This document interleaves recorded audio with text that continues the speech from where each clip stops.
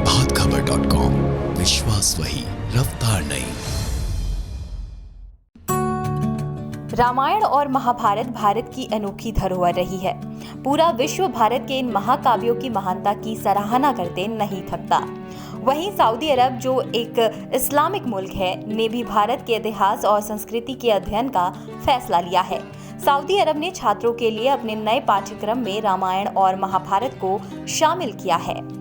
Prince Mohammad बिन सलमान ने बदलते वैश्विक परिदृश्य के बीच देश को ढालने के लिए विजन 2030 लॉन्च किया है, जिसमें वहां सांस्कृतिक पाठ्यक्रमों के तहत छात्रों को दूसरे देशों के इतिहास और संस्कृति को भी पढ़ाया जा रहा है। प्रिंस ने अपने देश के छात्रों के लिए अन्य देशों के इतिहास और संस्कृति के अध्ययन को जरूरी बताया है।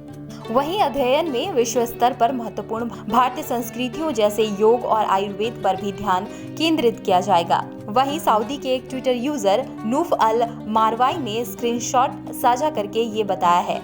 उन्होंने लिखा, सऊदी अरब का नया विजन 2030 और सिलेबस एक जैसा भविष्य बनाने में मदद करेगा, जो समावेशी, उदार और सहिष्णु हो।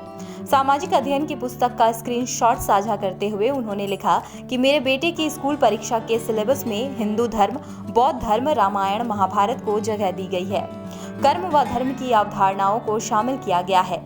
उन्होंने लिखा कि उन्हें अपने बेटे को किताब पढ़ने में मदद करके काफी मजा आया। आइए अब हम आपको बताते हैं कि भारत के बाहर कहां-कहां रामायण और महाभारत काफी लोकप्रिय है।